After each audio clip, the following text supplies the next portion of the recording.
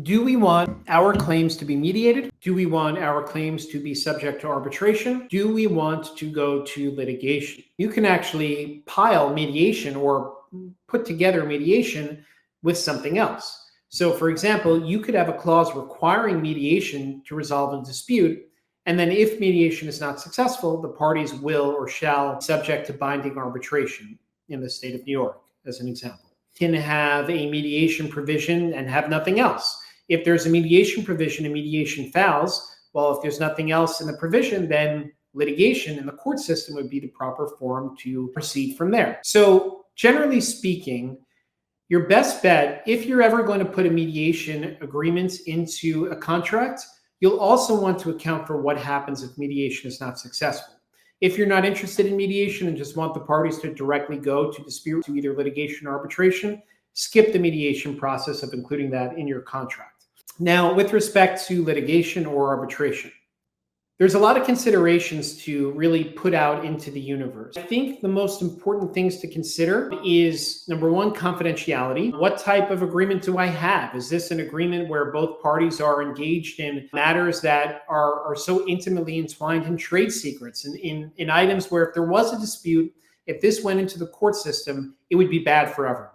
Well, in that instance, you're probably going to want to have a mandatory arbitration clause, so that way there's a confidential process to resolve a dispute. Similarly, if one party is highly concerned from a reputational perspective, then their best bet is to try to negotiate an arbitration clause in their agreements. If, on the other hand, you're a bit suspect of the party you might do business with, that probably in and of itself is justification not to do business with that company or individual. But, if you're worried and you're thinking, I don't know that I trust them, I'm going to enter into this agreement because I want to take the risk. Maybe then you want to ensure that you can litigate claims publicly because you know what, if you're concerned they're bad faith actors, again, I wouldn't recommend you get into business with them if they are, but then you'd be able to file something that winds up being public and is in the public forum, just so that other people can become aware that, these are not people we want to do business with. So that's a consideration. Also, if you have significant cost concerns, you may not want to arbitrate because the reality is arbitration is expensive. If a company has deep pockets, they're probably not too concerned about arbitration. But if you're a small business owner, then the reality is if you do arbitrate, you're going to have to you likely will be expending much more in fees because you're going to pay the arbitrators. One way to combat the overall cost certainly is to, one, have a fee shifting clause, but two, it's to also limit the panel of arbitrators, limit it to 1 versus 3.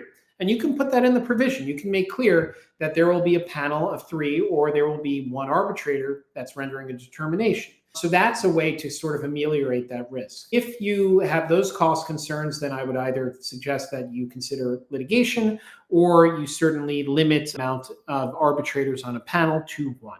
And again, this all gets crafted, it all gets tightly pieced together, and it goes into a provision that when you sign off on a contract, you may not think twice about it, right? But when a dispute comes up, suddenly this is the most important provision in a contract. So this and things like indemnification, these things wind up being the most important provisions when something goes wrong. Not an issue at all. If everything's hunky-dory, you have a contract, it's 50 pages, 100 pages, 20 pages, 1 page, whatever it is, you're not thinking about this.